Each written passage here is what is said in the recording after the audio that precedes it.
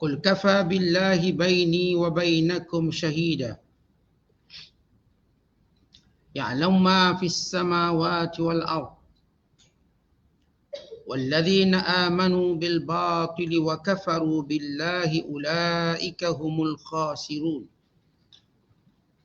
ويستعجلونك بالعذاب ولولا أجل مسمى لجاءهم الكتاب ويستعجلونك بالعذاب ولولا أجل مسمى لجاءهم العذاب وليأتينهم بغتة وهم لا يشعرون يستعجلونك بالعذاب وإن جهنم لمحيطة بالكافرين يوم يغشاهم العذاب من فوقهم ومن تحت أرجلهم ويقول ذوقوا ما كنتم تعملون يا عبادي الذين آمنوا إن أرضي واسعة فإياي فاعبدون كل نفس ذائقة الموت ثم إلينا ترجعون والذين آمنوا وعملوا الصالحات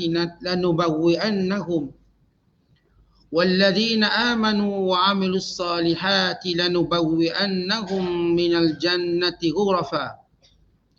غرفا تجري من تحتها الأنهار خالدين فيها نعم أجر العاملين الذين صبروا على ربهم يتوكلون وكأي من دابة لا تحمل رزقها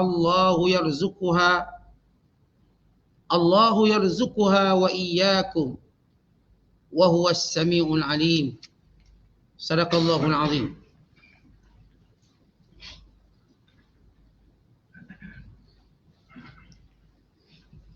Dan mereka berkata, mengapa tidak diturunkan kepada Muhammad mukjizat dari Tuhannya? Jawablah wahai Muhammad, sesungguhnya urusan menurunkan mukjizat itu adalah tertentu bagi Allah. Dan aku hanyalah seorang rasul pemberi amaran yang jelas nyata. Patutkah mereka meminta mukjizat yang lain?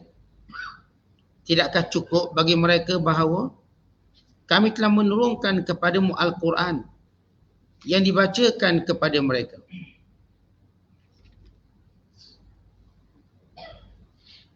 Sesungguhnya Al-Quran yang diturunkan itu mengandungi rahmat dan peringatan bagi orang-orang yang beriman. Katakanlah wahai Muhammad, cukuplah Allah menjadi saksi yang mengetahui perkara yang berbangkit antaraku dengan kamu. Ia mengetahui segala yang ada di langit dan di bumi. Dan mereka yang percaya kepada perkara yang salah dan tidak percaya kepada Allah, mereka itulah orang-orang yang rugi. Dan mereka meminta kepadamu menyegerakan kedatangan azab yang dijanjikan. Dan kalau tidaklah kerana adanya tempoh yang telah ditetapkan, tentulah azab itu akan datang menimpa mereka. Dan Allah itu tetap akan datang menimpa mereka. Dan azab itu tetap akan datang menimpa mereka secara mengejut, sedang mereka tidak menyadarinya. Mereka meminta kepadamu menyegerakan kedatangan azab itu. Padahal sesungguhnya neraka Jahannam tetap akan meliputi orang-orang yang kafir. Pada hari azab itu menyelubungi mereka dari sebelah atas mereka dan dari bawah kaki mereka. Dan malaikat yang melakukannya akan berkata kepada mereka, rasakanlah kamu balasan apa yang kamu telah kerjakan. Wahai hamba-hambaku yang beriman, sesungguhnya bumiku adalah luas untuk kamu bebas beribadat. Oleh itu, di mana sahaja kamu dapat berbuat demikian, maka hendaklah kamu ikhlaskan ibadat kamu kepadaku. Tiap-tiap diri sudah tetap akan merasai mati. Kemudian kamu akan dikembalikan kepada kami untuk menerima balasan. Dan orang-orang yang beriman serta beramal soleh, kami akan tempatkan mereka dalam mahligai-mahligai di syurga yang mengalir di bawahnya beberapa sungai. mereka kekal di dalamnya. Demikianlah balasan yang sebaik-baiknya bagi orang yang beramal soleh. Itu mereka yang sabar. Dan mereka pula berserah diri bulat-bulat kepada Tuhannya. Dan ingatlah, berapa banyak binatang yang tidak membawa rezeki bersama. Allah jualah yang memberi rezeki kepadanya dan kepada kamu. Dan dialah jua yang maha mendengar lagi maha mengetahui. Masih lagi kita berada dalam penafsiran surah Al-Ankabut. Surah yang ke-29 pada juzuk yang ke-21. Bermula ayat yang ke-50 sehingga ayat yang ke-60. Ayat-ayat yang kita bacakan ini menceritakan tentang kerenah pada penyembah berhala untuk melemahkan dakwah Nabi sallallahu alaihi wasallam dengan meminta meminta Rasulullah menunjukkan mukjizat-mukjizat sebagaimana diberikan kepada nabi-nabi yang terdahulu, berupa tongkat sebagaimana kisah Musa, berupa unta sebagaimana kisah Nabi Saleh. Kemudian Allah Ta'ala menjelaskan ayat yang kita bacakan ini, bukankah mukjizat yang lebih agung daripada itu ialah Al-Quran yang menjadi satu rahmat dan zikra, peringatan kepada orang yang benar-benar ingin beriman. Kemudian Allah Ta'ala menjelaskan bahawa mereka yang menolakmu wahai Muhammad menggunakan sumber-sumber yang salah. Walhal di hadapan mereka ada sumber yang benar. Dan Allah Ta'ala juga menceritakan dalam ayat yang kita bacakan bagaimana cabaran mereka supaya diturunkan azab. Maka Allah Ta'ala menjelaskan bahawa azab itu akan datang mengejut. Azab itu akan datang pada waktu yang Allah tentukan. Dan mereka sebenarnya sudah pun dikelilingi dengan azab Allah SWT. Kemudian yang berikutnya pada ayat yang kita bacakan, oleh kerana orang-orang kafir merasakan bahawa mereka tidak ada jalan lain untuk mengalahkan hujah Nabi sallallahu alaihi wasallam. Bila terakhir hujah mereka, datangkan azab. Maka Allah menyuruh Rasulullah menjawab, azab itu akan datang mengikut waktu. Bukan sebagainya akan datang mengejut kepada kamu. Bahkan sebenarnya kamu pun sudah dikelilingi oleh azab Allah berupa neraka. Maka bertambah benci dan marah mereka. Dan mereka menambahkan kezaliman mereka kepada orang beriman di Mekah.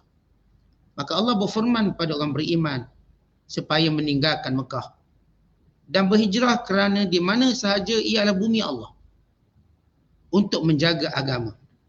Kemudian Allah menjelaskan bahawa setiap bagaimana sukar pun hidup ini akan berakhir dengan kematian dan kembali kepada Allah. Dan orang-orang yang beriman dijanjikan dengan balasan yang baik, bersyurga dan segala keindahannya. Dan Allah menyebut tentang sifat orang beriman, itu dua sifat utama mereka, yang sabar dan bertawakal pada Allah. Dan ayat yang kita bacakan ini juga menenangkan orang beriman. Kerana orang beriman, sebahagian mereka bimbangkan rezeki bila meninggalkan tanah air mereka. Berhijrah ke negeri, ke negara untuk menyelamatkan agama. Maka Allah menjelaskan, banyak makhluk Allah yang tidak mampu membawa mencari rezekinya sendiri, Allah memberi jaminan. Apatah lagi kamu manusia dan orang yang beriman. Maka ini gambaran umum kepada ayat-ayat yang kita bacakan. Ayat-ayat yang kita jelaskan pada malam ini. Allah berfirman, waqalu, dan orang-orang musyrikin Mekah berkata, mereka berkata dengan sombong, mereka berkata untuk melemahkan Nabi sallallahu alaihi wasallam, dan mereka berkata untuk mengalahkan Rasulullah. Laula unzila alaihi ayatun min rabbih. Kenapa tidak diturunkan kepada Muhammad itu bukti-bukti kebenarannya berupa tanda-tanda zahir, yakni mukjizat-mukjizat sebagaimana diturunkan kepada nabi-nabi yang terdahulu seperti unta Nabi Saleh, seperti tongkat Nabi Musa, seperti hidangan dari langit kepada Nabi Isa alaihissalatu wassalam, untuk menunjukkan benarnya, untuk menunjukkan benarnya Nabi Muhammad, dan mukjizat yang mengukuhkan lagi kerasulan baginda SAW. Dan orang musyrikin Mekah sentiasa memohon perkara kononnya ataupun kononnya dakwaan mereka untuk tunjuk Nabi Muhammad itu benar. Walau benar tidak memerlukan kepada benda ni. Benar tidak memerlukan kepada permohonan atau permintaan ini. Kalau kamu benar buat macam ni, buat macam ni, buat macam ni. Kita kalau kenal seorang yang dah jujur, seorang yang dah baik, bila dia bercakap kita kata okey, betul lah. Orang kata ni ada Haji seorang nak jumpa awak, Haji Man nama dia. Dia kata okey, kat mana? Sekian. Cukup. Dia tak kata apa bukti.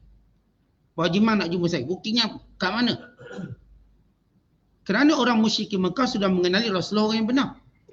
Orang yang bercakap benar, tidak pernah berbohong.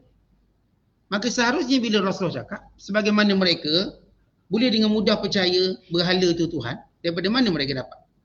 Hal-hal lain yang mereka percaya, tiba-tiba bila benda yang bertentangan dengan hawa nafsu mereka, mereka cuba menolaknya dengan kerenah yang pelbagai. Contoh macam saya katakan, untuk menerima perkataan seseorang, kalau kita kenal dia seorang yang benar, kita tak perlu bukti apa-apa. Dia orang yang benar, dia cakap betul. Atau kalau dia kata, Man, kau ada hutang saya RM100. Bila? Bulan lepas. Okey, tak apa, saya bayar. Cukup bila kita tahu dia orang benar. Kerana kalau kita bercakap dengan orang, setiap kali dia bercakap, nak buktikan kebenaran minta tu, minta ni, maka kita tak mampu untuk bermuamalah dengan manusia. Sebab asas muamalah dengan manusia ialah bersifat benar. Seorang beritahu kita sekian-sekian. Kita bila baca surat khabar, surat khabar dia tak buat bukti apa-apa, dia cuma beritahu okey kejadian sekian-sekian cukup. Dia tak perlu nak check itu dan yang okey kita percaya.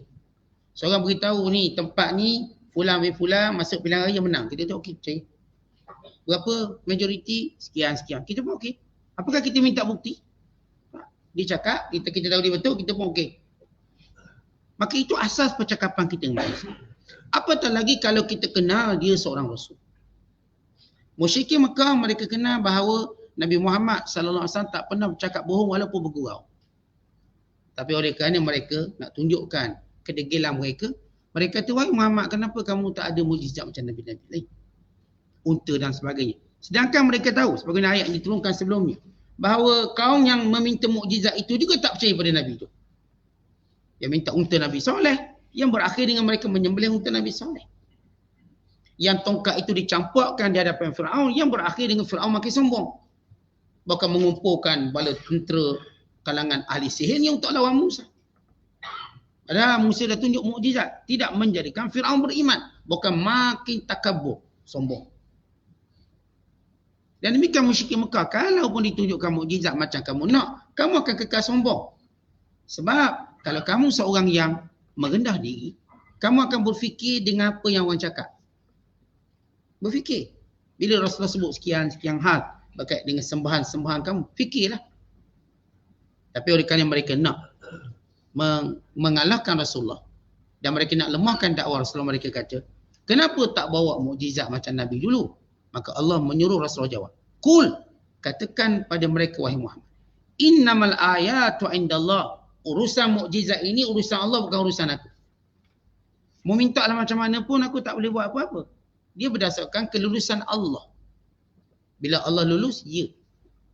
Macam kita lah, kita dalam organisasi, lalu kita minta dengan sekian-sekian orang.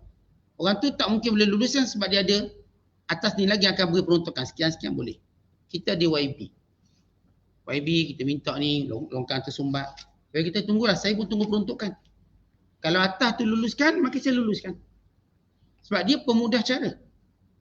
Sebab bukan di tangan dia. Dia ada orang yang meluluskannya. Demikian para Nabi SAW. Para Nabi bukan mendatangkan mukjizat mengikut apa yang mereka nak. Tapi mengikut apa yang Allah nak beri pada mereka. Kalau nak beri, maka Allah bagi. Kalau Allah kata tak boleh, maka tak boleh. Untuk menunjukkan mukjizat itu datang dari Allah, bukan daripada orang ni. Kalau datang daripada individu ni, maka orang akan kata sihir. Sihir ni orang tu yang buat sendiri. Buat. Tetapi mukjizat, kalau Allah izinkan, ya. Tak izinkan, maka Rasulullah diminta untuk sebuah hujah. Bercakap. Supaya tahu mukjizat ini bukan datang daripada kantung Rasulullah. Tapi datang daripada pembendaharaan Allah. Allah nak beri maka apa yang Allah kehendaki. Sebab itu Allah ajar kepada Muhammad jawab, sallallahu alaihi wasallam, katakan pada mereka wahai Muhammad, urusan mukjizat urusan Allah. Habis apa urusanmu? Kata Allah, wa innama, bahawasanya engkau wahai Muhammad, ana nadhirum mubin, aku cuma memberi peringatan. Baik, disebut dengan perkataan nadhir, peringatan. dia ada dua kalimah yang sinonim dengan para nabi dan rasul, iaitu Bashir wa Nadhir. Bashir yakni memberi khabar gembira, Nadhir memberi amaran. Oleh kerana Rasulullah berhadapan dengan orang yang sombong, takabur, maka cakapnya ialah tentang amaran Allah. Kita kalau bercakap dengan orang, okey, kita bercakap tentang janji Allah, Bashir, syurga, sekian. Orang yang tunjuk sombong, maka percakapannya menjadi berkait dengan amaran Allah. Macam kita kalau cakap dengan orang tu macam sombong, kita pun cerita tentang hukuman. Hukuman. Awak kalau buat macam ni, nanti saya pukul awak, saya rotan awak, saya sumbat orang penjara bila orang tu sombong. Tapi kalau orang tu dia cool, kita kata kalau awak buat, nanti awak masuk syurga, nanti awak dapat sekian. Itu bagaimana metod dakwah Nabi SAW. Bila berhadapan dengan orang sombong-sombong yang nak memplekekan Nabi SAW, maka Rasulullah beri amaran. Nabi bersifat nazir. Hai Muhammad, katakan pada mereka, Kul innama ana nadhirum mubin. Aku pemberi peringatan yang jelas. Maka bila Rasulullah mengancam mereka dengan pemberi amaran, lalu Allah Ta'ala suruh Rasulullah jawab lagi. Awalam yakfihim, apakah tidak cukup bagi mereka orang kafir ni? Anna, sesungguhnya kami, yakni Allah, anzalna, telah turunkan alaika kepadamu wahai Muhammad Alkitab, Quran ini, yutla alaihim, yang dibaca atas mereka. Setiap mukjizat mengambil kira zamannya. Kerana orang musyrik Mekah terkenal dengan keindahan bahasa. Dalam makna bahasa, pengertian dan balaghah yang tinggi. Maka bukankah Al-Quran ini sudah memadai, bahkan lebih mencukupi untuk menjadikan sebagai tanda mukjizat dari Allah. Kerana mukjizat lain dia punya radius dia terhad. Misalnya mukjizat unta Nabi Soleh, radius dia, kawasan dia cuma kaum Nabi Soleh. Dan sepatu tak ada orang tengok, orang cuma dengar cerita. Tongkat Nabi Musa, dia punya yang lihatnya cuma Fir'aun dan orang berada sekitarnya. Lepas tu bila Nabi Musa wafat, ceritanya yang sampai kat telinga kita bukan lagi tandanya. Sedangkan Al-Quran bukan sekadar cerita dan dia berada depan kita sekarang. Quran yang merupakan mukjizat.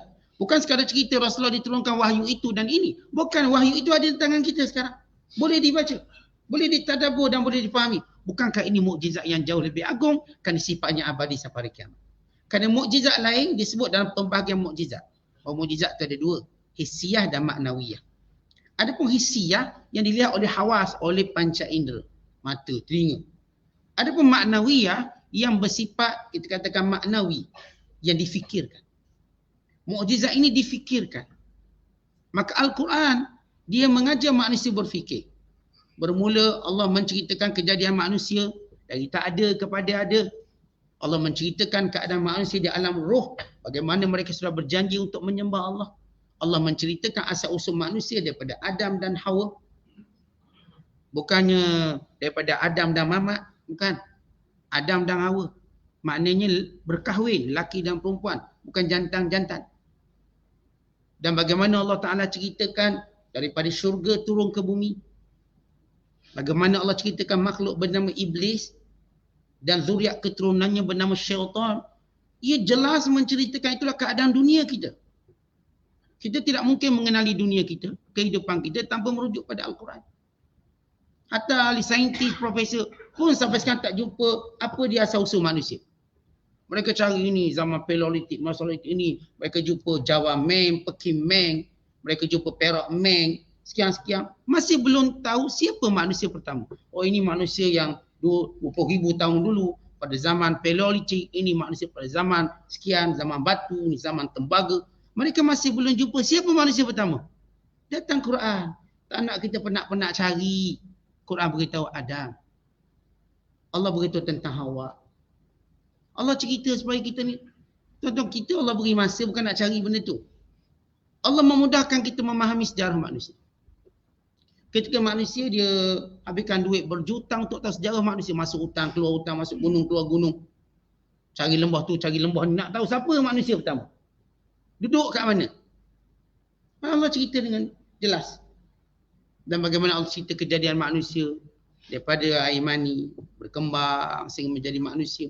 Melalui fatrah kehidupan muda dan tua, kemudian nyanyuk kembali pada usia kanak-kanak.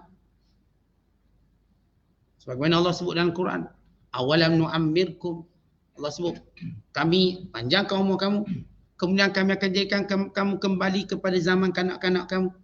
Nangis, ngengek, gigi tak ada. Sama macam budak, kembali pada budak. Mula berak pakai pampers, mula didukung, mula berbaring, mula tidur lebih banyak daripada jaga.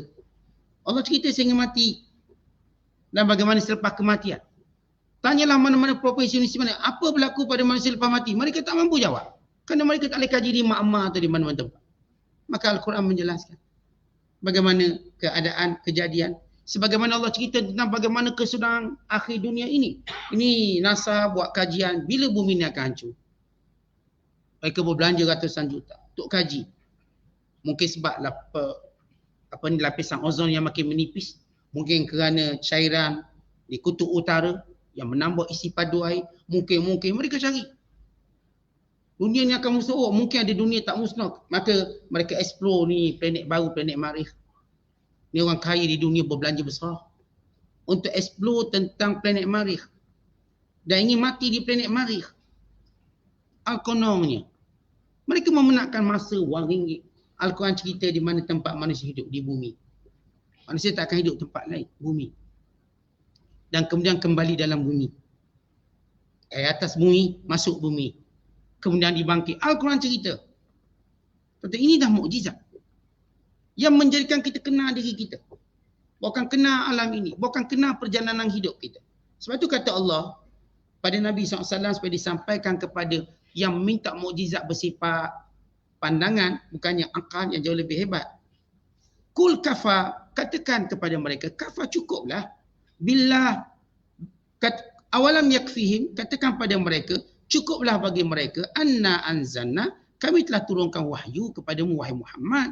Yutla alim, yang dibaca kepada mereka sehingga mereka boleh berfikir. Inna fi dzalika, sesungguhnya Al-Quran itu pada kandungannya la rahmatan wa dzikra liqaumin yu'minun. Satu rahmat. Al-Quran menjadi rahmat. Apakah dimaksudkan Quran yang bersifat rahmat? Satu nikmat besar. Kenapa kita satu-satunya umat yang ada petunjuk sepanjang zaman? Ketika mana umat lain tidak punya petunjuk, melainkan kitab mereka diubah, dipindah, ditokok tambah. Sehingga tak tahu mana asli dan mana tidak aslinya. Kristian meraba-raba dalam kebenaran kitab Injil mereka. Demikian juga Yahudi. Apatah lagi penyembah berhala yang langsung tak ada kitab yang diturunkan pada mereka. Maka umat Islam. Lihat tuan-tuan pengisian hidup kita. Bermula kita belajar muqaddam, kita belajar Quran. Kita hafal Quran, kita belajar tafsir Quran. Lihat kita ada masa untuk melihat dalil kehidupan kita. Ini manual kehidupan kita. Sehingga umat Islam sentiasa ada perkara yang mereka boleh buat. Boleh baca Quran, boleh khatam Quran. Bila mereka nak beribadat, mereka membaca wahyu Allah ini. Ketika orang lain cuba mencari cara bagaimana nak ibadat, macam mana mereka nak ibadat? Tak ada benda yang mereka boleh baca. Kita baca surat khabar je lah. Baca novel je lah. Umat Islam macam saya sebut semalam, bukan sekadar membaca, bukan menghafal. Sehingga ada seorang pengkaji pendakwa Islam bernama Yusuf Easter. Dia kata jumlah umat Islam yang hafal Quran hampir 200 juta. Yang saya sebut semalam. Disebut oleh seorang pendakwa Cooperative Region terkenal Yusuf Easter atau Esther. Dan kita menyebut bukan ramai. Bukan bilangan tepat atau tidak itu habis. Tapi memang ramai. Dengan puluhan ribu. Maka lihat rahmat Al-Quran. Melahirkan penghafaznya, melahirkan orang-orang yang boleh membacanya, melahirkan orang boleh memahaminya. Ketika orang lain tak tahu apa pengisian agama mereka. Mereka ada agama tapi pengisian dia apa?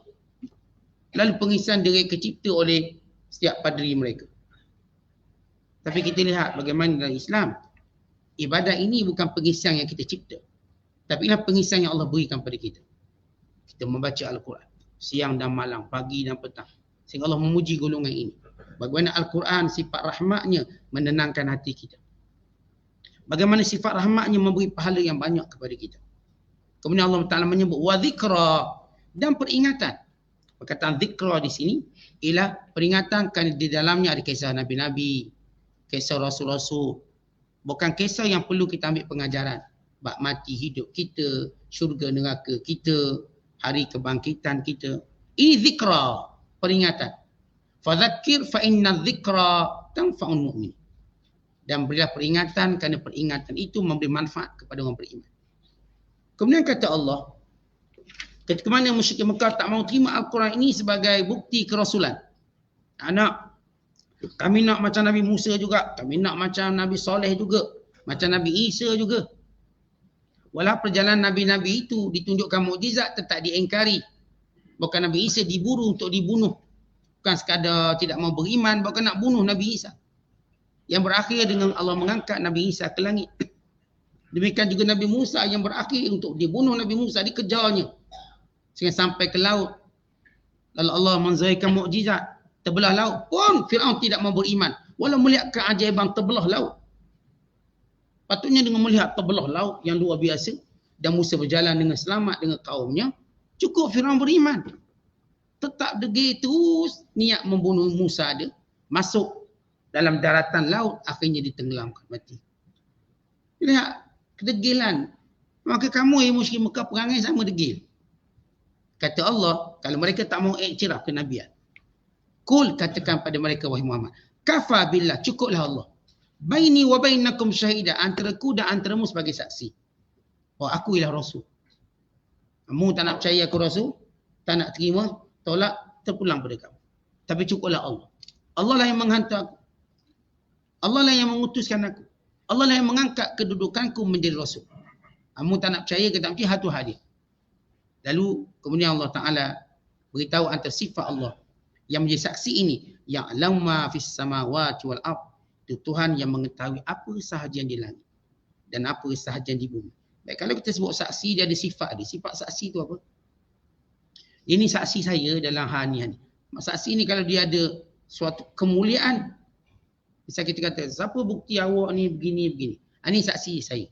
Maka kita tunjuk orang yang ada pangkat. Orang pun dah percaya lah saksi ada pangkat. Apatah lagi pangkat tadi ataupun saksi tadi punya keistimewaan pula.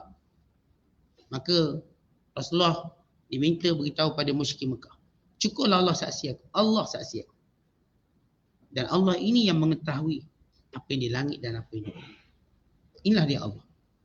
Kemudian Allah Ta'ala menjelaskan. Walladzina amanu.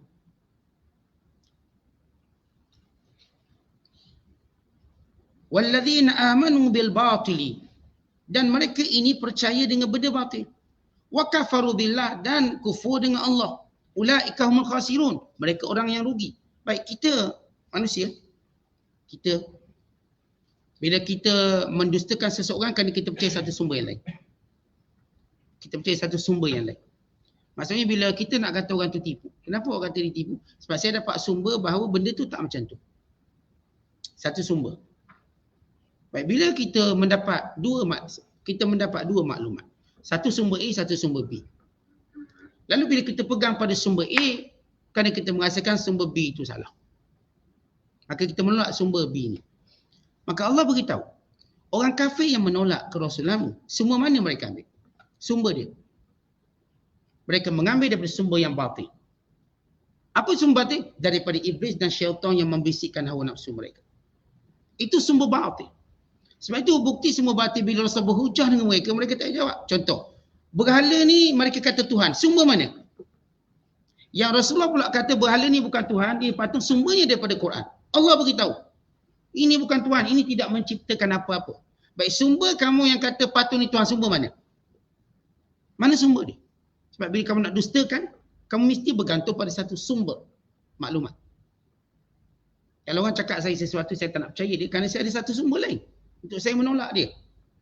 Maka Allah bertanya, kerana Allah Maha mengetahui, mereka ni wahai Muhammad, tina amanu bil batil wa kafaru billah.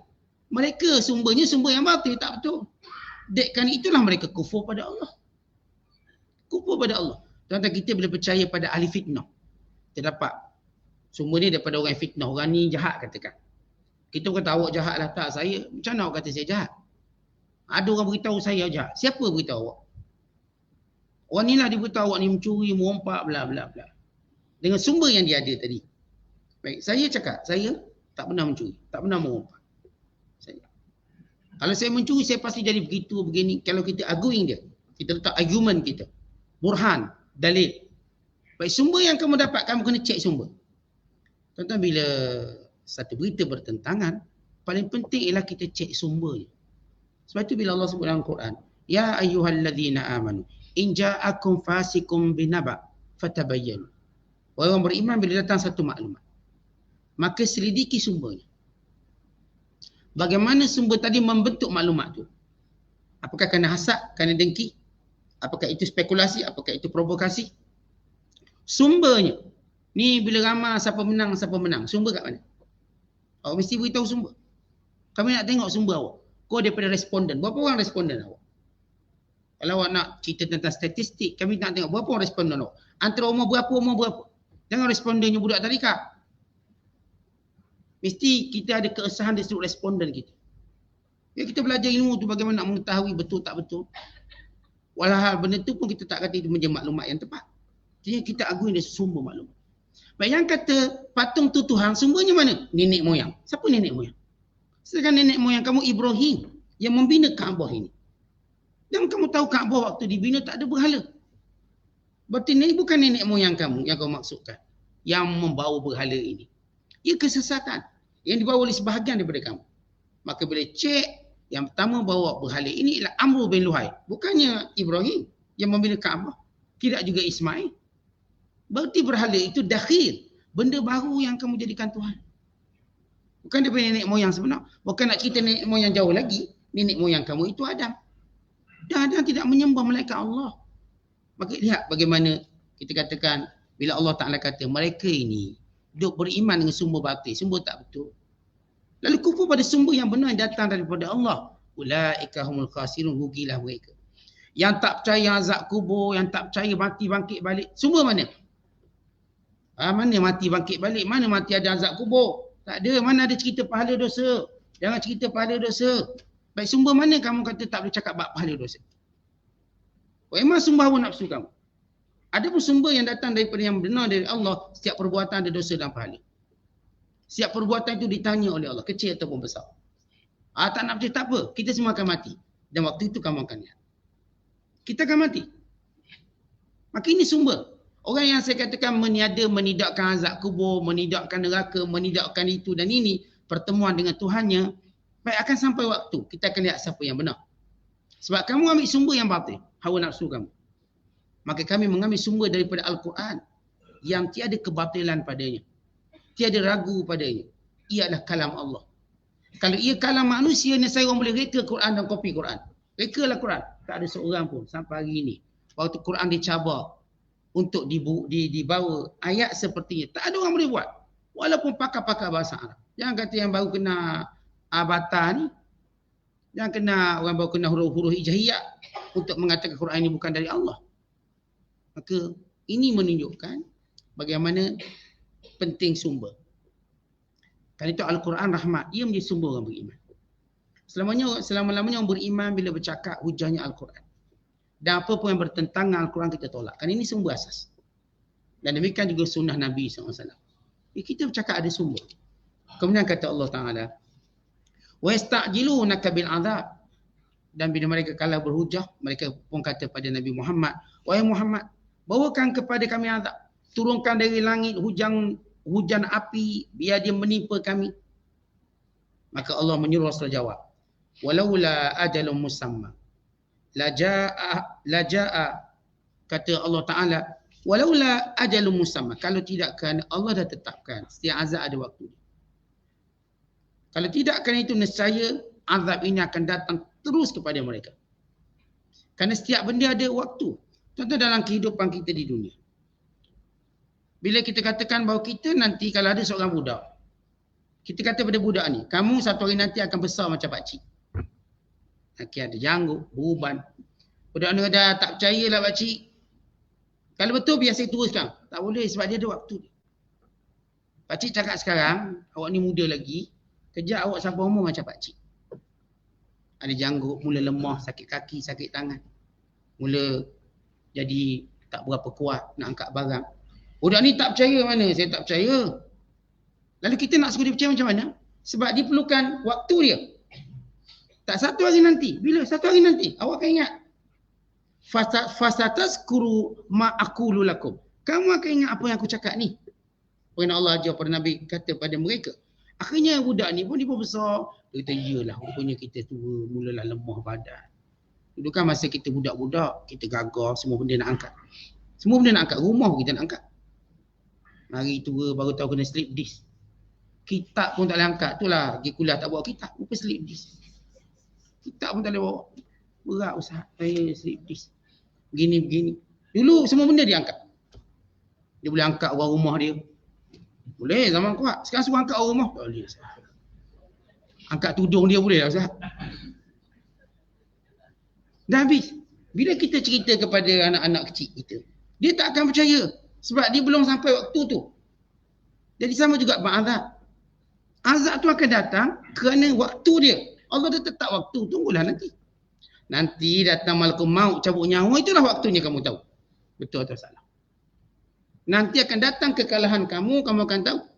Bila Allah sebut dalam pada berikutnya. وَلَيَأْتِيَنَّهُمْ بَغْتَةً وَهُمْ لَا يَشْعُرُونَ. Dan akan juga datang sesuatu yang mengejutkan kamu. Ayat ini turun memberi maksud kekalahan perang Badar. Sebab musyrikin Mekah rasa gagah. Tak mungkin orang yang selemah yang kami duk buli tiap hari boleh kalahkan kami. Sebab mereka buli orang Islam tiap hari kat Mekah. Mereka rasa tak mungkin orang yang kami buli, yang kami lempang pun tak balas. Tak boleh balas. Yang satu hari nanti boleh kalahkan kami. Mereka tak pernah bayangkan. Sebab tu bila mereka masuk perang Badar, masuk dengan sombong. Sebab mereka dah terlatih berpengalaman. Mereka dah berpengalaman perang. Ni orang Islam ni baru pindah ke Madinah kerja. Tak ada pengalaman perang. Tak erti. Mereka dengan bangga, dengan mudah berkata kami boleh kalahkan orang Islam. Tapi bila datang peperangan Badar, mereka kalah teruk. Mereka kalah teruk, ditawan. Mati orang besar mereka. Maka ayat ini isyarat kepada kemenangan orang Islam akan datang. Kerana waktu tu ayat ini perang Badar belum berlaku. Tapi waktu mereka cabar wahai Muhammad, kalau betul kamu Nabi, bawakan azab. Maka Allah suruh Rasulullah jawab, azab itu ada waktunya. Dan sebahagiannya, sebahagian azab di dunia akan Allah segerakan. Azab yang di dunia disegerakan dua. Yang pertama ialah, dalam ayat inilah, yang pertama ialah kekalahan dan perang Badar. Atau dengan maksud umum, kekalahan kamu pada umat Islam. Dan yang kedua ialah, waktu turunnya malaikat maut, hari kematian kamu. Dan bila datang hari kematian, semua orang tahu benarnya apa yang disebut oleh para Nabi dan para Rasul, bahkan Nabi SAW. Kita kejap lagi, berjalan celek, mati kita. Waktu itu benar-benar kita tahu apa yang Allah sebut. Yang Allah kata dunia menipu, dunia sementara, dunia tempat ujian. Allah sebut dunia tempat cari amalan. Ini semua kita tak nak percaya ni. Dia datang malaikat maut, lalu kita lihat. Orang ni terkulai, terbujur, kaku, mayat. Orang ni kita lah satu hari nanti. Cepat atau lambat. Maka kita lihat dunia apa yang berguna untuk dia hari tu. Kereta dia, rumah dia, duit dia, pasangan dia, anak-anak dia, tak ada. Orang hantar ke kubur, tanam. Apakah dunia yang dibawa? Tak ada. Mereka apa yang Allah suruh kita amal soleh itu yang kita buat. Allah suruh kita cari dunia pun untuk beramal soleh. Bukan untuk dunia, untuk amal soleh. Dunia ni alat. Allah nak suruh anak-anak kita juga alat untuk kita buat amal soleh. Kita bersahabat pun sebagai alat untuk kita menggandakan amal soleh. Mereka-mereka ni semua. Nanti bila kita mati, kita pun nampak kita bersendirian. Walau beribu sahabat bila mati, walau beribu berjuta peminat bila mati, bukankah dia bersendirian? Dan kubur itu tidak lagi diziarahi. Sesudah keringnya bunga-bunga yang ditabur di atasnya. Bila mati orang pun tabur bunga, tak sekian. Bila kering, tanah yang disiram oleh air, tanah yang diletakkan bunga-bunga, akhir kering, maka waktu itu tak ada lagi yang datang menziarahinya. Dia menjadi sebagaimana kubur lama, macam kubur-kubur lama yang lain. Kering, tidak ada pelawat penziarah. Tapi itulah yang Allah sebut. Yang orang tak nak percaya ni, dia lupa dia akan datang waktu ini. Ini dua waktu yang Allah sebut. Kamu akan tahu kebenaran. Itu waktu mana kamu kalah. Dan waktu mana datangnya kematian. Kemudian kata Allah, yasta'jilunaka bil azab. Mereka terus mendesakmu wahai Muhammad. Turunkan azab sebagai satu cabaran. Wa inna jahannama lamuhitatun bil kafirin. Katakan kepada mereka, kalau kau mati dalam kufur ini, neraka sudah tersedia untuk kamu. Ni yang menanti kamu memang neraka pun. Kalau kamu terus kufur macam ni, terus menentang, terus tidak mau menerima ayat Allah, neraka sudah disediakan untuk orang kafir macam kamu. Maka mereka bertambah marah. Rasulullah cerita lagi bagaimana sifat neraka. Yauma yakshahumul azab. Pada hari azab itu akan meliputi mereka. Kiri, kanan, depan, belakang, atas, bawah. Supaya mereka tak tahu, supaya mereka mengetahui tiada jalan keluar mereka. Min fawqihim daripada wa min tahti arjulihim daripada bawah mereka. Wa yaqul, dan malaikat yang ditugaskan oleh Allah untuk mendatangkan azab ini akan mencemuh, mengherdik dan menghina sampai berkata, Zuku ma kuntum ta'malun. Rasakan, itulah perbuatan kamu buat dulu. Tuan-tuan, ayat ni, kita kalau ada orang, kita tegur dia lah. Jangan lari nanti jatuh, jangan lari nanti jatuh. Tegur anak-anak. Pun jatuh, pun. Kita kata, padam muka, orang dah cakap. Rasakanlah. Tuan-tuan, jatuh tu memang sakit. Kena kata tu lagi sakit. Lagi sakit. Kita punya sombong, sekian, sombong. Kita jangan sombong, nanti kalah. Pun kalah betul. Kan kata dah. Yang kita kata balik tu. Tu rasa balik. Sombong tu kan benar. Yang tu sakit tu. Yang tu tahan lama tu. Yang azab. Maksudnya cemuang tu. Kita tuan-tuan macam bila mak kita lah marah. Jangan panjat nanti jatuh. Kita pun pergi panjat. Panjat. Nak marah satu. Panjat jatuh betul. Aku kata dah. Dia bagi aku kata dah tu. Tahulah marahlah kita. Kata-kata tadi cukup untuk kita katakan menghilangkan segala kita punya nilai kita. Kerana kita benar-benar degil. Maka akhirat kelak, malaikat ni akan kata, rasakan azab yang kamu sendiri buat. Kamu sendiri buat. Yang tepah maut tu kenapa? Kamu yang tak nak percaya. Tentang perkataan itu menyakitkan. Sebab tu Allah sebut tentang ini. Kalau benda ini tak menyakitkan, Allah tak sebut. Kerana dalam neraka, apa yang adalah pertama azab. Setiap hari azab itu bertambah. Kerana Allah sebut dalam ayat yang lain, fala yukhaffafu anhumul azab. Tidak akan diringankan sedikit pun azab mereka. Akan ditambah. Kemudian bila Rasulullah sebut perkataan tadi cukup menjadikan mereka marah. Ni hilang akal ni. Oh, kata kita neraka pula. Kata kita masuk neraka. Kata kita sekian-sekian marah. Walaupun dia sebut neraka, panas lah, panas. Dia tak boleh sebut dosa neraka, panas. Kadang orang iman sebut dosa neraka, kita risah. Dosa tu, neraka tu, risah, tak nak. Pokok ni jadi panas, jadi makin jahat. Bila makin jahat, dia menambahkan penindasan kepada umat Islam. Maka ketika itu turun ayat menyuruh orang beriman supaya berhijrah. Ayatnya ialah, Ya ibadiyallazina amanu. Wahai hamba-hambaku yang beriman. Inna ardi wasi'atun fa iyaya fa'budun. Bumi ni semua milik aku dan ia luas. Maka di mana pun kamu berada, maka sembahlah aku. Kata Allah SWT. Sebab itu, orang-orang yang sanggup lari, keluar dari negeri mereka. Walaupun dia keluar tu sejengkal je. Asalkan kita keluar, kita bergerak demi untuk memudahkan kita beribadat kepada Allah SWT. Contoh kita duduk rumah. Rumah kita ni jiran tak elok, ganggu ibadat kita, contohlah. Maka kita mau pindah rumah, itu hijrah juga. Supaya kita dapat keselesaan ibadat. Dan hadis Nabi kata apa? Man farra bidinihi min ardin ila ardin walau kana shibran istawjabal jannah. Siapa yang menyelamatkan agama dia, pergi ke satu tempat walaupun sekadar sejengkal je pindah, maka wajib dia masuk syurga. Ini kelebihan hijrah. Kita tuan-tuan akan tengok mana tempat yang mana kita dapat melaksanakan agama kita. Kalau tempat itu tak boleh, semua susah, maka hijrah waktu itu menjadi wajib.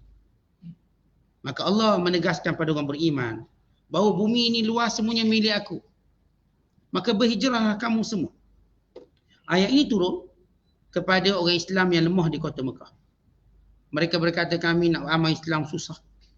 Kami ditekan. Lalu Allah Ta'ala menyuruh orang beriman supaya berhijrah. Lalu mereka pun berhijrah. Namun ketika mana mereka nak berhijrah, mereka pun bimbang satu benda. Mereka kata, naksha in hajarna minal ju' wadikil ma'isyah. Kalau kami hijrah nak makan apa? Nak makan apa, nanti hidup kami susah. Ialah tempat baru. Maka tu ayat berikutnya. Bahawa Allah yang beri rezeki. Banyak binatang-binatang tak boleh cari rezeki, Allah tetapkan rezeki dia. Ini kan pula kamu manusia. Ayat ini turun untuk menyuruh berhijrah. Kemudian kata Allah, kullu nafsin dha'iqatul maut, thumma ilaina turja'un. Baik, bila orang beriman nak berhijrah, maka fikir nanti mati, aku kok mati. Kita kan bila bukan duduk negeri kita, lalu kita bimbang, kita rasa macam ajar kita lebih cepat. Bila berpindah-pindah rasa ajar kita lebih cepat. Kita kan kalau duduk tempat kita sendiri rasa macam ajar lambat. Kalau pergi tempat orang lain, tempat orang kita tak kenal, terpaksa berhijrah, tak tahu masa depan ni macam mana, kita rasa macam mati dah aku. Maka Allah Ta'ala kata mati ni tak ada kaitan dengan hijrah. Mati berkait dengan waktu yang Allah tetapkan. Yang tak berhijrah pun akan mati. Umat Islam di Mekah, bila turun perintah hijrah, sebahagian mereka yang lemah iman, hijrah tempat baru. Tuan-tuan tahu kita kalau duduk satu tempat, tiba suruh berpindah, susah. Bukan kata rumah. Kadang-kadang kalau jenis orang duduk kat masjid, duduk tempat tu nak suruh pindah sebelah, dia tak nak. Jangan kata rumah ni. Kita dah rasa selesa. Rumah kita sini selesa, tiba suruh pindah, tak nak pindah. Tak nak pindah sebab di sini kita dah cocok tanam, di sini kita dah kenal ramai orang, di sini dah saudara mara kita. Pindah atau ke satu negeri lain. Kalau tuan-tuan kerja sini lah, tiba-tiba dipindahkan kerja kat lain. Kerja kat lain, kita pun tak tahu macam mana tempat tu. Aman ke tak aman. Kita rasa macam nak mati. Tempat baru ni matilah aku. Tak kenal orangnya, tak tahu keselamatan dia macam mana, nak makan apa. Dengar pula ni kena pindah ke Afrika, kita lupa, ya Allah, tak ada dah nasi lemak. Nasi dagang tak ada, matilah. Itu jenis apa nasi lemak, nasi dagang tak ada sana. Mula takut. Kata semua orang sama. Ibu orang Arab pun dia datang sini, dia memang tak ada roti. Kita pergi negara Arab memang tak ada nasi. Itu bila pergi bawa beras 10 kilo. Arab pula datang sini, dia takut sini tak ada gandum. Bawa gandum 10 kilo. Dia macam tu perasaan. Sebab kita rasa kalau tak ada benda ni, kita mungkin mati. Susah hidup kita. Kadang-kadang kita fikir, tak kat Malaysia kita beli seluar banyak-banyak. Apa awak ingat orang tak pakai seluar? Dia jadi bimbang. Dia nak beli seluar sini, tak beli seluar sana. Kita kena beli baju sini siap-siap. Kenapa tak beli baju sana? Kita rasa ketakutan. Lalu bila kita pergi satu tempat baru, kita nak bawa bekal banyak. Kalau bekal kita kurang, kita rasa tak boleh ni. Tuan-tuan tengok bila suruh pergi Mekah.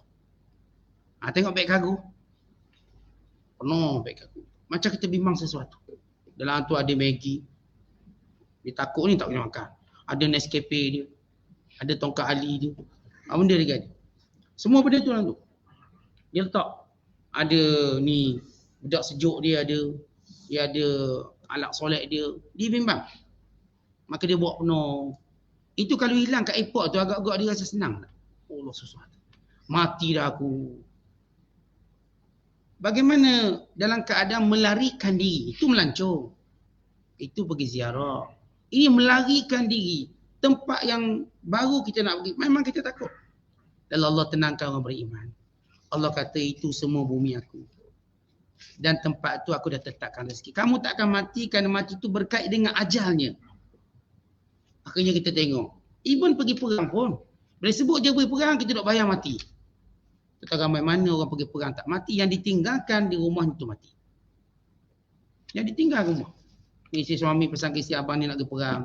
Doakan lah biar abang selamat. Siti boleh bang saya kan doa. Suami balik, isteri mati. Isteri dia mati. Suami dia tak mati medan perang. Dengan peluru sisis. Selah telinga ni, peluru ni. Kadang-kadang lalu buah ketiak dia. Tak mati. Isteri dia tak ada orang tembak pun. Mati. Kerana ini berkait dengan ajal. Allah ingatkan benda ni. Supaya kita tahu.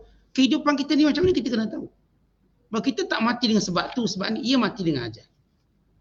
Ketika mana kita bimbang. Demi untuk menjaga agama Allah, bimbang matilah saya. Kalau saya jaga agama Allah, matilah saya. Ini tak ada kaitan tu. Mati aja.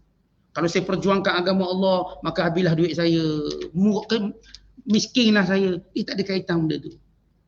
Ia berkait dengan rezeki yang Allah tetapkan. Bukan kerana kamu memilih jalan Allah, lalu kamu jadi susah. Itu hal lain. Ramai mana ahli maksiat, dia pun susah. Ramai mana orang yang buat macam ni, dia pun susah. Jadi supaya kita tahu, dalam bab rezeki, dalam bab ajal usia, umur, hidup, mati, ia ditetapkan oleh Allah. Bukan kerana perbuatan tu. Sebab dia disebut dalam hadis. Al-bilad, biladullah. Wal-ibad, ibadullah. Fahithuma asabta khairan, fa'akim. Ingat, negeri ini semua negeri Allah. Kamu ini semua hamba Allah. Mana tempat kamu dapat kebaikan, maka duduk di situ. Kata Nabi SAW, fahaithuma asabta khairan fa'akim. Mana tempat kita dapat kebaikan, duduk di situ. Jangan bimbang. Walaupun di bumi asing, duduk. Kalau di situ kita dapat kebaikan hidayah, kita dapat kebaikan sekian, duduk di situ. Ia semua bumi Allah belaka.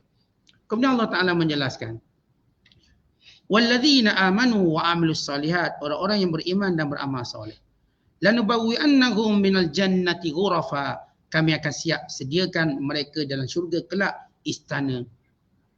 Tajri min tahtiha, yang mengalir di bawahnya sungai-sungai. Khalidina fiha, kekal mereka di dalamnya. Tetapi bila Allah sebut orang beriman, Allah beri mereka syurga. Tetapi bila sebut syurga, kita jangan kata syurga kita sebut taman je, taman. Pergi taman rasa seronok, rasa lapang, tak stres. Itu kita seronok jogging mana kat taman. Dah beli treadmill, dah beli tapi tak seronok. Kita nak taman. Pergi taman. Walaupun kadang-kadang tak jadi jogging, duduk makan. Tak jadi jogging. Sebab lawa sangat. Tapi kita sinonim dengan taman. Lepas tu, Allah sebut pada taman tu, ada istana. Kita kalau sebut taman ada gazebo pun macam gila lah kita. Lawa. Taman tu ada gazebo. Ini taman ada istana. Yang dapat dilihat dari luar, dapat dilihat dari dalam. Mana istana yang bersifat transparent. Yang bersifat kristal. Nampak dari luar dan dalam. Oh indah, lawa, cantik. Dan mengalir pula sungai. Tentang manusia ni, Allah jadikan memang bila tengok air kita tenang. Dan kita memang makhluk yang perlukan air. Bukan sekadar untuk kita minum. Bukan sekadar untuk kita mandi. Bukan untuk kita lihat. Apatah lagi bila air itu mengalir. Lagi terapi paling baik melihat air yang mengalir. Tengok air itu mengalir. Kita jadi kuat. Kita jadi tenang. Jadi seronok. Jadi hilang masalah. Allah sebut ini tempat yang Allah sedia. Memang betul-betul tempat rehat. Kamu kat dunia sila berpenat-penat. Nanti kami sediakan tempat rehat paling baik. Ia adalah syurga. Dalamnya ada istana dan mengalir di bawahnya sungai-sungai dan kamu kekal di dalamnya, kamulah pemiliknya. Kata kita tengok duduk taman, melawa, tengok ikan, tengok sekian. Seorang datang, cik sebenarnya taman ni cik punya. Oh seronok. Baru tahu ya, cik punya. Kita dah tukar nama siap-siap dalam geran yang ni cik punya. Seronok kita. Dan syurga Allah sediakan. Sebab itu, kalau penat sikit kat dunia, jauh kita katakan ia suatu pengorbanan yang kecil berbanding nikmat yang Allah sediakan. Kita ibadat atas dunia ni tuan-tuan sekalian, cuma satu pengorbanan kecil. Sibuk sekejap. Kejap je. Nak tahu sekejap tak sekejap, tanya orang umur 70. Apa perasaan cik dah umur 70? Rasa sekejap je. Bila Malaikat Maut tanya pada Nabi Nuh, apa perasaan kamu ada umur panjang? Dia dah cerita umur Nabi Nuh sampai 1600 tahun. Dia kata umurku bagaikan macam dua pintu. Dua pintu ya. Pintu masuk dan pintu keluar. Pintu masuk dan pintu keluar. Umpama ni pintu masuk, ini pintu keluar. Maka umur kita bergerak daripada pintu ni, kita jalan sampai kita keluar. Habis. Bukan ia satu tempat sekejap. Sebab bila kita masuk, kita cari pintu. Bila kita nak keluar, kita nak cari pintu. Dan oleh kerana hadaf kita, matlamat kita cari pintu, menjadikan perjalanan tu sekejap. Kita siang tunggu malam, malam tunggu siang, akhir sekejap. Malam esok lah kita jumpa esok. Tunggu esok. Yang esok malam ni lah malam ni. Tiap-tiap je duduk esok, siang malam duduk tunggu. Maka dia berlalu dengan begitu sekejap. Berlalu sekejap. Sebab tu kata Nabi Nuh, umur aku 1600 tahun. Bagaikan masuk antara dua pintu. Pintu masuk dan pintu keluar, dah mati. Tengok anak-anak kita dulu. Kita bawa kadang merangkak. Hari ni besar dah. Besar dah. Sekejap. Duduk bawa dengan merangkak anak ni. Berdukung anak ni. Berputing anak ni. Hari ni dah besar. Dari anak yang dulu, yang merangkak di surau, hari ni dia yang tua sekali. Umur 70. Dia umur 70 tu, dulu tu merangkak kat surau tu. Ayah dia bawa. Sekarang lihat dia di mana. Dan kemudian dia pun hilang. Tak ada lagi dalam radar orang-orang yang hidup. Habis. Kan kita kenal kawan-kawan kita yang hidup. Paling sebenarnya tak ada. Dah tak ada ni, tak ada. Itu perjalanan hidup. Maka Allah beritahu pada orang beriman. Supaya kita tak takut untuk menghadapi ujian sekejap. Sebab balasan yang diperoleh nanti, balasan yang cukup luar biasa. Kemudian kata Allah, Ni'ma ajrul amilin, itu sebaik-baik balasan bagi orang yang beramal. Allazi, yang mereka dahulu di dunia sabaru, sabar. Contoh kita bila sembahyang sabar, puasa sabar, baca Quran sabar. Kerana semua ibadat memerlukan kita sabar. Tapi kalau kita buat hawa-hawa nafsu ni, macam kita tak boleh sabar sangat. Sebab dia sinonim dengan apa yang kita nak. Pergi baca Quran nak boleh habis selai, sabarnya kita. Lepas menguat. Ni kuliah ni maghrib isyak, Allah. Dah 20 kali beralih tempat duduk ni. Tak habis lagi. Sabar. Menguat jangan cerita, lepas ni tutup sini tak apa. Uruk sana, cubik sini. Tentang itu kita kena sabar. Sebab semua dalam ketaatan perlukan sabar.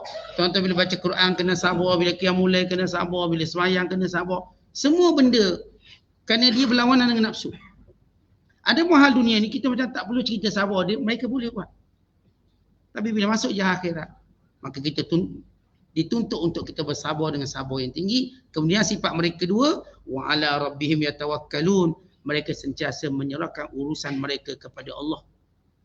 Semua urusan kita kepada Allah. Rezeki kita Allah, kejayaan kita Allah. Contoh apa pun yang kena pada kita, kita terima sebab kita dah bergantung pada Allah. Menang kalau kita urusan Allah. Kita terima, menang terima, kalau terima. Kaya terima, miskin terima. Sebab kita dah berserah pada Allah. Maka Allah dah beri apa yang baik untuk kita. Kemudian kata Allah, wa ka'ayyim min dabbatin, banyak binatang-binatang, la tahmilu rizqaha, tak mampu bawa rezeki sendiri, tak mampu cari rezeki sendiri. Binatang apa ni yang tak mampu? Contoh tengoklah anak-anak burung, anak-anak binatang, anak-anak kangaroo. Lemah dia, macam mana dapat rezeki? Macam mana dapat rezeki? Tengoklah anak-anak kecil yang lemah tu, macam mana dapat rezeki?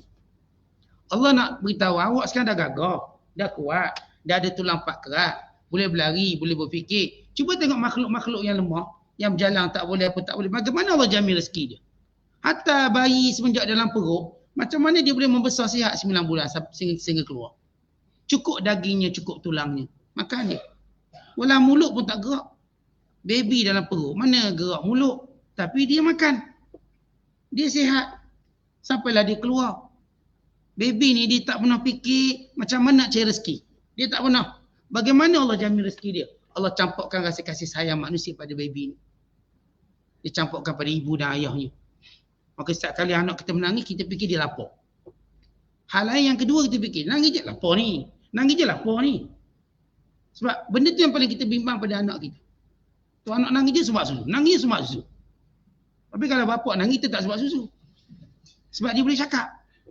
Dia boleh beritahu itu, ini. Budak. Kerana yang paling kita bimbang bila budak menangis, lapar. Itu paling kita bimbang. Semua mak ayah yang paling bimbang tentang anak-anak dia ialah tak cukup makan. Itu anak-anak semua gemuk-gemuk belaka. Sebab kita sumbat je, takut tak cukup makan. Sumbat. Dia pergi kedai nak beli apa? Beli ayah beli belaka. Tahu-tahu gigi tangga belaka. Tahu-tahu obesiti anak kita. Sebab apa kita bimbang anak kita tak cukup makan. Kita bagi apa dia nak. Bagi. Bawa bekal. Allah kata, cuba kamu tengok makhluk Allah yang lemah-lemah ini bagaimana dia dapat rezeki. Sedangkan kamu ada tulang pak kerak, boleh ikhtiar, boleh usaha. Kenapa takut rezeki? Otak kan ada, tangan kan ada. Kenapa takut? Ni budak ni merangkak, tangan tak kuat, kaki tak kuat. CJ SPM pun tak ada budak-budak ni. Ni binatang-binatang, CJ pun tak ada. Kamu CJ 3 keping ada. CJ Darushifa ada. CJ SPM ada, CJ Universiti ada. Ni boleh cari makan Melaka ni. Dengan mudah. Allah nak tunjuk bahawa jangan bila bercakap agama Allah, jangan cerita rezeki. Rezeki tu ada. Jangan takut hal rezeki. Dia ada. Kemudian kata Allah, wa huwas samiul alim. Dan Allah itu Maha mendengarkan doa kamu dan mengetahui akan keadaan lemahnya kamu. Kata kalau rasa memang dah tak mampu, angkat tangan doa pada Allah. Sebagaimana kisah Nabi Musa yang kita cerita dulu, hijrah ke Madian, lapar perut, penat, berhari-hari tak makan. Jadi berdoa, ya Allah, aku cuma berharap kepada kebaikan. Akhirnya datang anak perompang Nabi Syuaib, ajak dia ke rumah nak upah kerana tolong beri minum kambing-kambing mereka. Dan hati Nabi Allah Musa AS, aku tak akan ambil upah, takkan. Aku tak tolong orang untuk mengambil upah. Tapi kan nak ambil berkat jumpa Nabi Syuaib, pergi. Akhirnya Nabi Syuaib beri makanan, Nabi Musa tolak, saya tak nak. Kali ini sebagai upah saya tak nak. Kerana kami tak ambil upah. Kami kalau tolong tak ambil upah. Lalu kata Nabi Allah Syuaib, kami Kalau terima tetamu, demikian kami layan. Kami beri makan. Ini bukan upah. Makanan yang berusaha makan. Rezeki yang Allah beri pada dia. Bukan sekadar dia boleh makan hari itu. Selamanya duduk rumah Nabi Syuaib. Bertukar Nabi Syuaib menjadi ayah mertuanya. Dan perempuan yang memanggilnya menjadi isterinya. Lihat bagaimana Allah atur rezeki dia. Yang Nabi Musa tak pernah fikir. Dia bukan lari Mesir sebab nak cari bini. Tak ada. Dia fikir nak selamatkan agama dia. Lari. Tapi lihat apa yang Allah dah siapkan.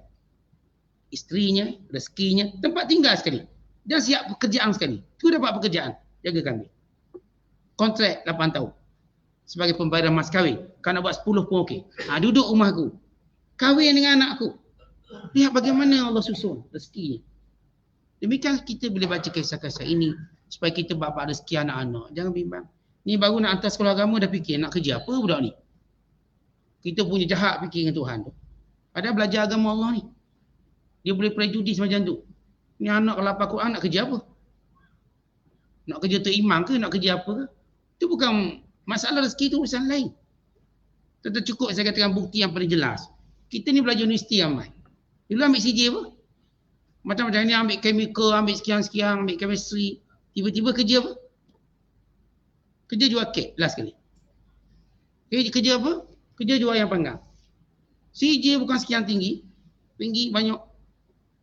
Tiba-tiba bila kerja berarti kita telah diperbodohkan dengan sangkaan kita. Kita menganggap belajar tu untuk kerja tu. Tak. Kerja urusan rezeki. Ya kalau kita jumpa ya mungkin. Tapi supaya kita tak bimbang. Tak bimbang. Ada orang tuan-tuan dia ambil CJ lain, dia kerja lain. Ada orang dah belajar tinggi-tinggi, tahu-tahu berhenti. Dah masuk universiti, keluar universiti, betul berhenti. Kenapa? Nak duduk, nak desi rumah. Kalau tahu macam ni, terus rumah dia dulu. Boleh dapat anak 10. Tapi begitulah perjalanan hidup kita. Perjalanan hidup kita macam tu Allah tentukan. Supaya kita dalam, bila berkait dengan agama Allah, jangan berkira-kira buat duit. Jangan bila hantar anak sekolah agama, bila anak gini-gini, kita fikir macam mana rezeki dia, macam mana masa depan. Tentang masa depan, suatu benda tak ada orang tahu. Kita tak tahu, tuan-tuan tak tahu. Kita tengok anak kita, apa jadi kita pun tak tahu. Tahu nanti dunia berperang ke apa, kita pun tak tahu. Sebab itu kita sabar dan menghadapi ujian hidup dan bertawakal pada Allah. Yang penting jangan kerana nak cari rezeki kurang agama kita. Itu maksudnya. Jangan kerana terlalu nak rezeki kurang keyakinan kita pada Allah. Yakin kita pada Allah. Keimanan kita pada Allah sentiasa kita jaga. Kalau kita rasa kita lemah, doalah pada Allah. Moga Allah Ta'ala memudahkan segala urusan hidup kita. Wallahu a'lam. Assalamualaikum.